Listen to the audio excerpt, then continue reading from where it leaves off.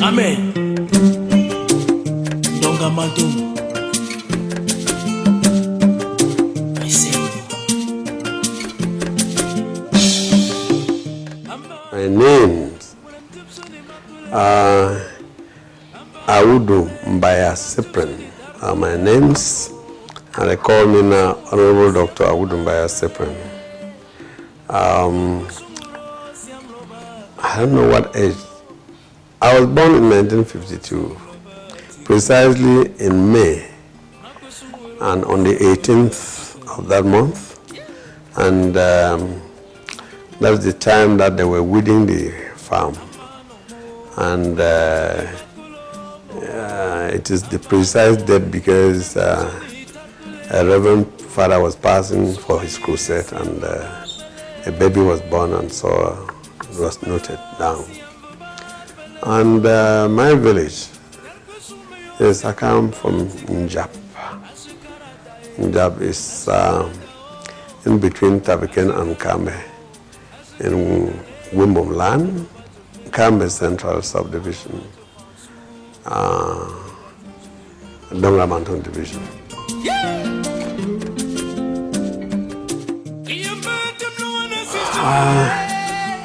A difficult question to answer because my own story is different. I was not really sent to school as such. I forced myself to school. I forced myself to school because I was the only male child of my father and the first in the family. And I was helping my father. And we will go right to Mbembe, where you call Aku today, carry oil and Kenneth to come and sell. So my father or my family thought that it was not really necessary to send me to school. It was going to handicap them since I was assisting, and I come really from a very poor family at the time. So I forced myself because my age mate were going to school.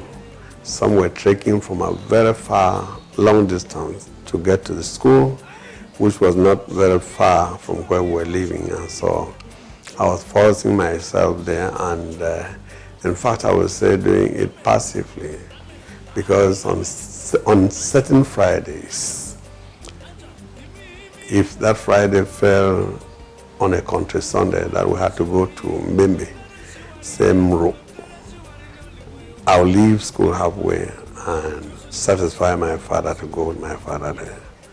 Come back, and of course on Monday, I will carry some of the goods that we brought from the Kenneth in particular to sell at the school. At the time you are selling, you have divided minds. You will not be able to study the same like your friends. And so I had a very difficult time going to school. But I managed at my own level at the time. So I forced my school. That was CBM that finally came was finally transformed into CBC, one teach. You have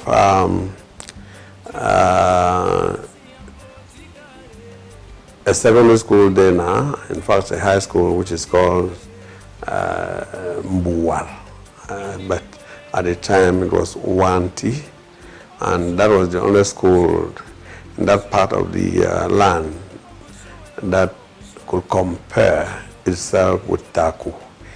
I say Taku because we used to trek to Taku to play football and come back, and these were the only schools around that were accessible to some of us.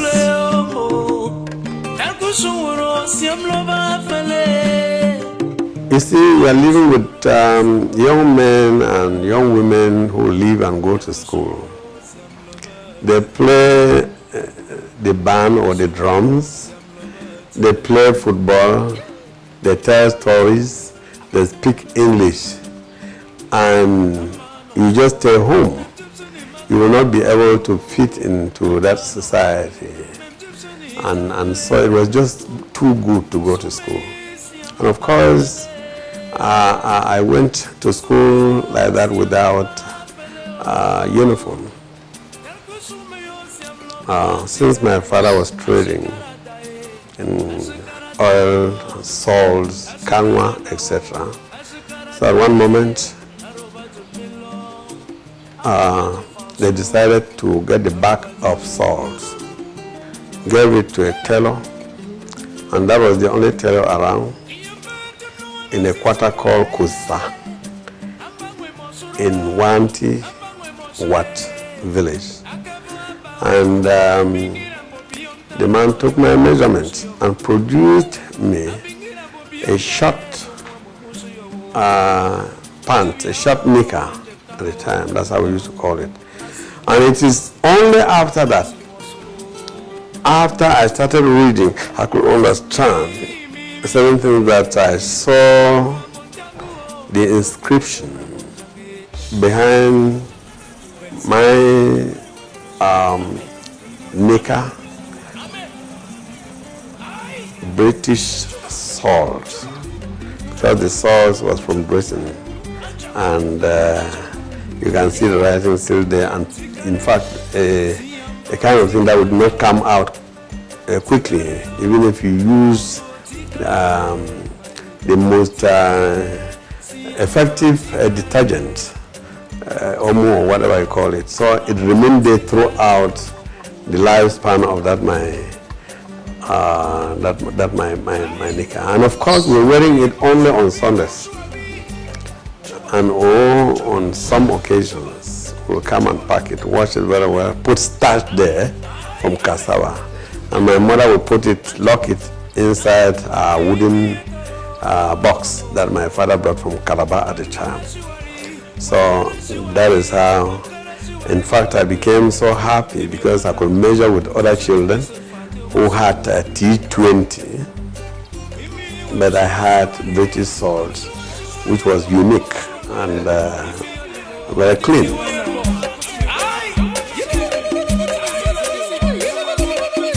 No, they really liked it, but economic situation didn't permit them to be sending children to school. And most, as I told you before, they thought that I would help my father to be able to, at the end of the day, put bread on the table or food on the table, or buy oil, because that was the most important thing at the time. Oil and salt. My mother will go to the farm, they will be able to have njama and other, and of course the family will eat. So to him and to many parents, it was necessary that your children remain with you and assist you either in tapping what you call raffia, nimbo to sell, or in some cases carrying maize and the rest of things to be able to sell in some markets to feed on. So they really liked it, but unfortunately they couldn't. They were not cook at the time because of economic hardship. The only cousin I had at the time, a male cousin, Samson Tata, went to school right up to class 6, to standard 6, so to say, at the time. Came out and was not taken as a teacher, so it was irrelevant. It was necessary going to school because back home at the time, we knew that when you complete your primary school, you were going to become a teacher. And that was the only job available, or the only thing that could show you went to school. And so they didn't see the reason why I should go to school again when my cousin had just finished and had no job, the job of a teacher. So that's one of the things that I had it hard on me. And that explains why all along I forced myself.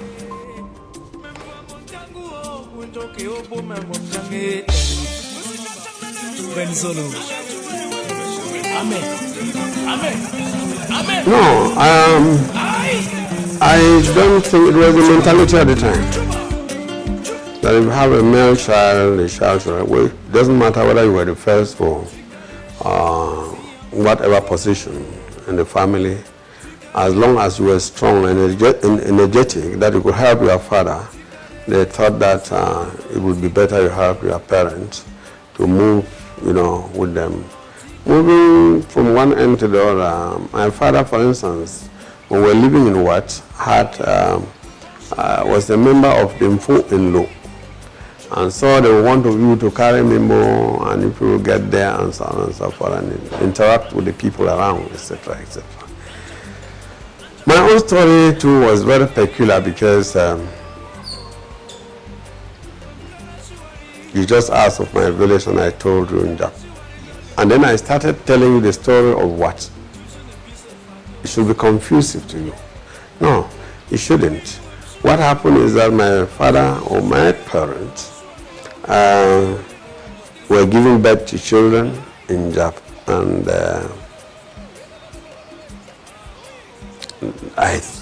I want to believe that it was a kind of maternal mortality at the time. So the children will always die. And so I am told that when my mother conceived me, my father decided to move to Wat, where his sister got married, and one of his cousins, an elderly one, Taj Samba, had moved from Jab also to live in that place.